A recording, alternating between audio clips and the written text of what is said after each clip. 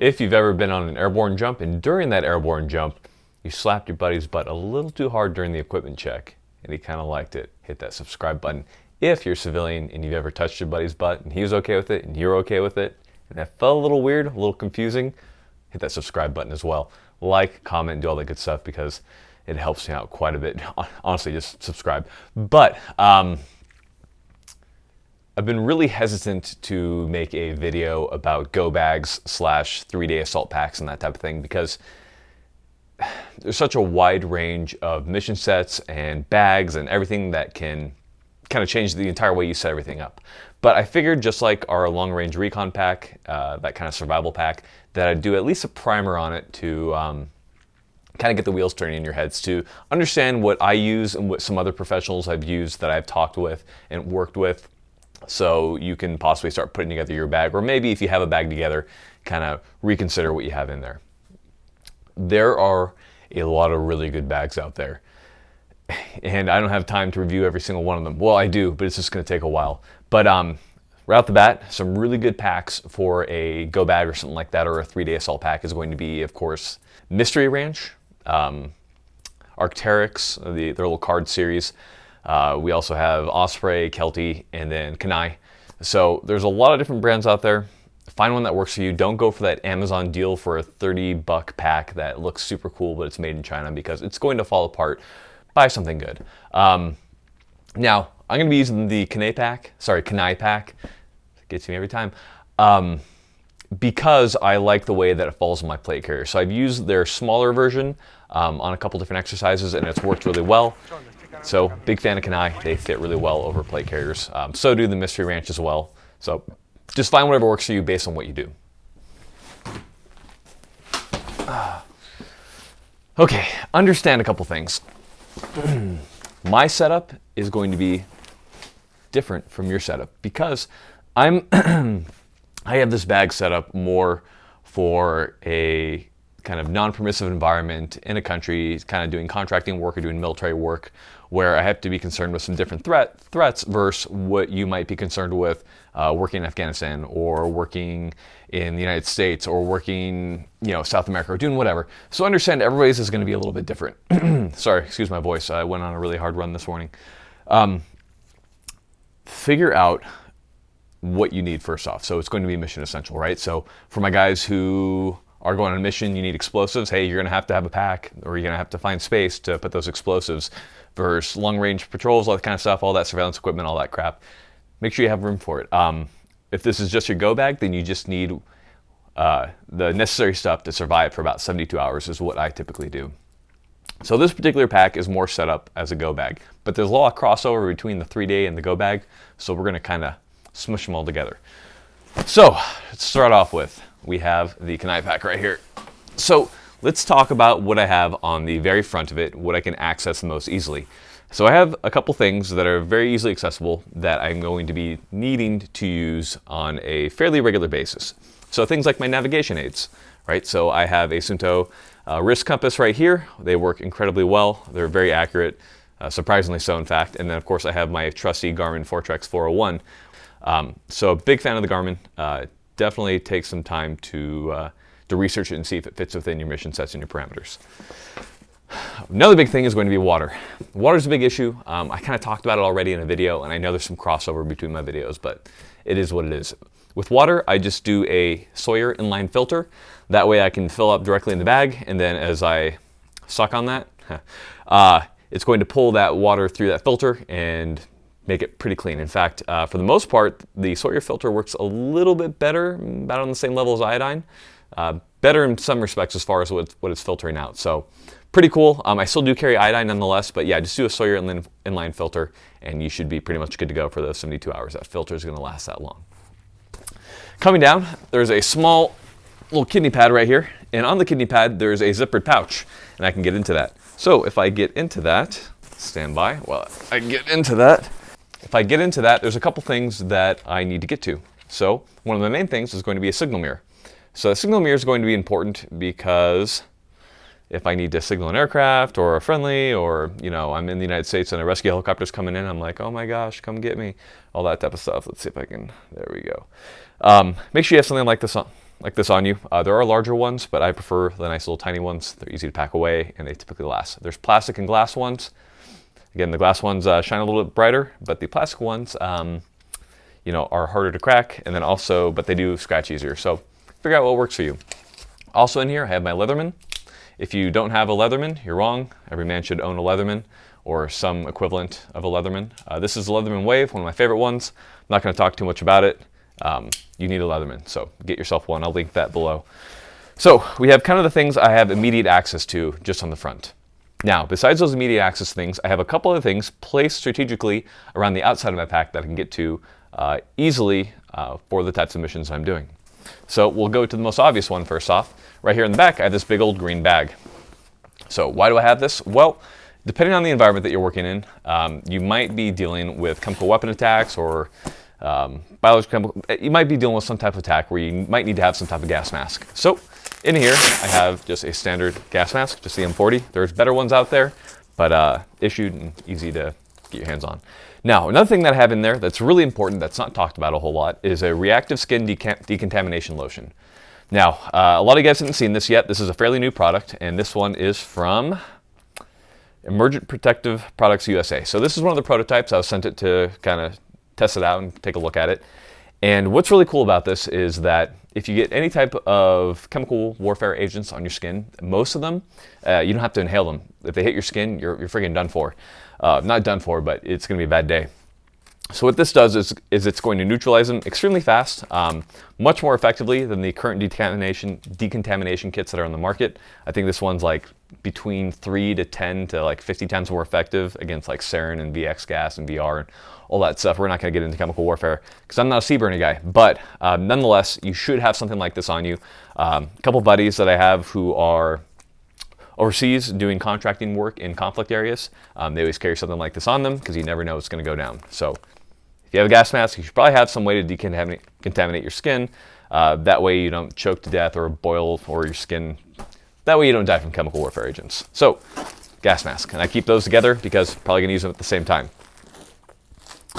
Another thing I have are just in this little flap of the Kenai pack, flex cuffs. So you never know, you know, kind of what you're dealing with or who you're dealing with or what you're into if you have a girlfriend, which you guys don't. But yeah, flex cuffs. Always kind of a good item to have on you. You can also use it to secure gear and that type of stuff. If you have a carabiner, kind of hook it on. Lots of different uses for flex cuffs. Have some on you. If you're on like extremely extended ops, like your mom, you know, goes to work and you're left alone all day in the basement, you're definitely gonna need some type of knife to be able to carve up food, be able to do all the good things a knife can do, start a fire, all that kind of stuff. So I have a knife just here clipped on the side, and the whole point is if I lose my gear, all that type of stuff, and whatever the hell happens, then at least I have a knife right here that I'm able to unclip and then put on my belt line and have. Now this particular one is the, let's see here, yes, the SE Laser Strike. So big fan of this. Haven't put too many hours on this one. I think it's gone on a couple trips, but I'm a big fan of the SE knives, so those are good. All right, in the pouches right here, a lot of different stuff in my side pouches. So let's kind of get into that. So on my first side pouch right here, we have some very important items to get us out of here. So some type of radio, right? It doesn't have to be a radio. My buddy who's overseas in the conflict area carries a sat phone. Maybe you have a burner phone, something like that. Point is, have some type of communication device, kind of supplementary to what you already have. That way you have redundancy in case your radio gets destroyed or your cell phone gets wrecked in a car wreck or whatever. Have some type of communication device on you. So that's what that's representative of. In here, we have chem sticks. This is more for me. I have IR and visible, so that way I can do all that good stuff with my chem sticks. We have MS2000 strobe, so both IR and visible light should you need it, depending on who you're dealing with, who you're working with, all that type of stuff.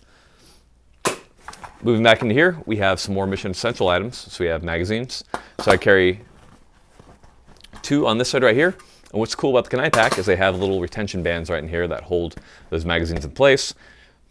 Again, I'm kind of plugging the product because I like it. If I like a product, I'm gonna plug it, guys. But yeah, I think they thought ahead with that and they did some good stuff. So good on them. Moving to the other side, I've got another magazine, and then once I unzip this, I've got a couple of things in here. So I don't want to talk about it too much, but I have a IFAK that is specific to me. So I have this right here. That way when I get this, once I get a second, I'm going to mount this on my belt or put this in a pocket. This particular pouch and IFAK is from ITS. So great guys over there. I'm going to link their product. Big fan of them. Full disclosure, this stuff was given to me by ITS, but that being said, I don't do stuff on a product unless I like it and I trust it. And I trust these guys. They've been used in a lot of areas, so good stuff. Anyhow, a little IFAK, individual first aid kit. As always, a little bit of 550 cord. I had these individually made into little strands via daisy chained. Always have 550 on you. You never know when you're going to need to tie something up. These ones are brightly colored because, again, I wanted to give you an example of like a civilian type setup. So if you want, use black or green or whatever the hell you want to. Moving over to here, 2 more mags. So I have a total of 5 mags that I keep in my bag. So that's that as far as what I'm keeping kind of on the outside of the pack. So that once I've removed all this stuff, I get to some pretty essential items that I keep kind of securely tucked away. But should I need them, I can get to them. But I don't need to get to them as quickly. So first off, chapstick. It's always good to look cool when you get recovered, have soft, supple lips. That way when you go home and meet Bae, you're ready to go. Lighter. So with this particular lighter, I have wrapped it in duct tape. So have about, I want to say about 12 feet of duct tape on this thing, just wrapped around it. Multi-use item, right? That way I don't have a duct tape roll just sitting in there. I can still undo that duct tape and use it for whatever I need to. So anyhow, nice little hack right there. Learned that from some British guys when I was working with them. Cool dudes. Big fan of them. They always slayed at the bars because of their stupid accents. Here's a really important one, guys, is a Garmin GPS. So 2 GPSs. Why? This one has every topographic map of the world loaded onto it, down to an extremely high detail.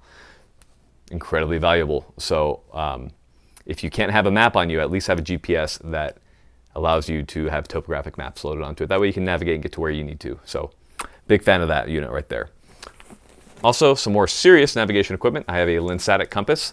This one is not phosphor, so you don't charge with a light. It's tritium. That way it just always glows at night. So this thing has been through a lot. Big fan of Lensatic compasses. You should have one. They're very good for navigation. They do have a little bit of error. I think it's about plus or minus 2 to 3 degrees approximately, but fairly accurate. I trust very few compasses as much as I trust this one right here. Okay, so that takes us through kind of the outside pouches, guys. Let's go ahead and let's delve into this. So first off, one thing to note is I don't have to unzip the entire compartment. I can simply unzip this back one and be able to still get into it without unzipping it and kind of laying everything on the floor, just so you know.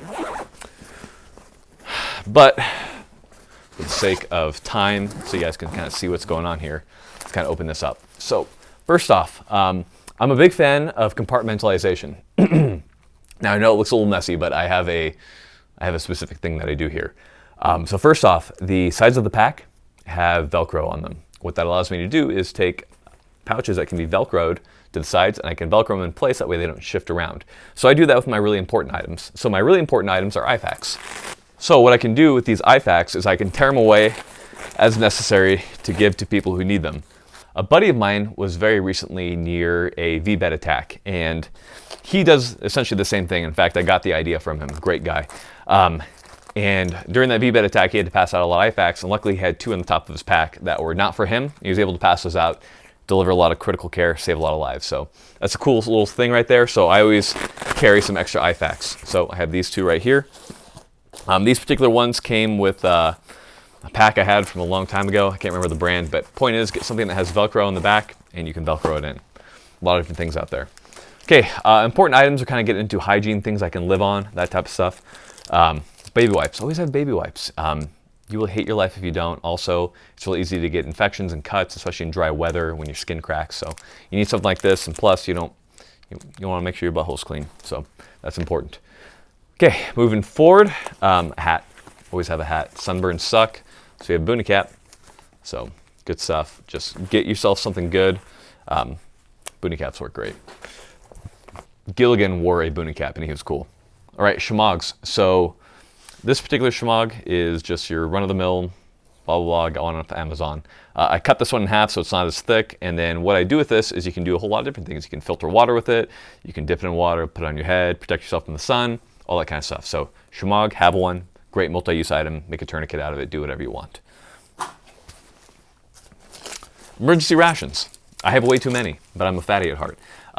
These are nice and compact. If I have the opportunity, like on a long range patrol, I'll have nicer food, but for a 72-hour pack, I have two 2,400 calorie bricks right here. That's more than enough for me and a buddy.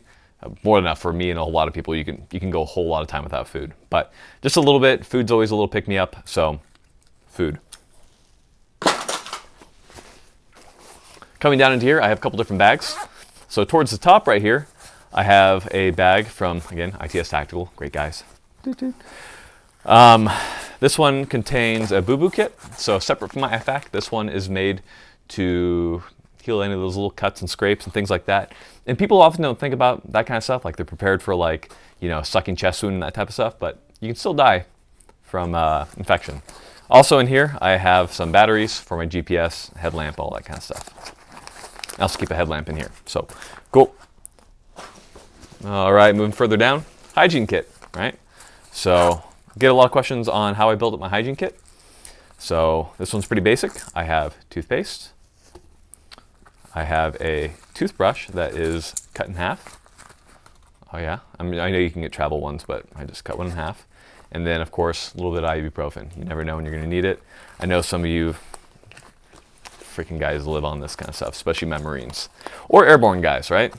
What's up? Oh, good old airborne. Okay.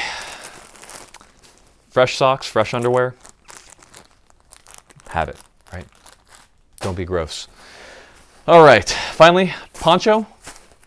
I can cover myself with this as a rain tarp when I'm not getting rained on, or I can make a shelter out of it, a whole lot of things. So always have a poncho on you. Extremely useful, extremely handy. That's also why I have 550 cord, tie it up or do whatever. Good item, have one. All right, finally, sleeping bag. This one is the one issued to AFSOC and all that kind of stuff. I know you guys ask me about it a lot. It's made by Kelty. I want to say it's their Delta. I'm going to put a link in the description. That way you guys can find the exact one.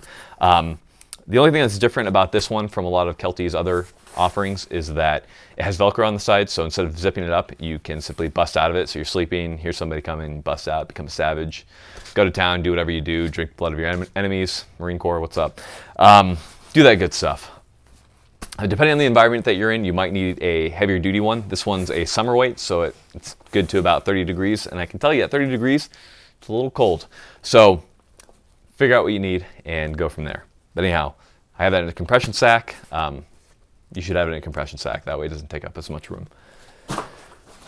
All right, I think there's about one thing left in here.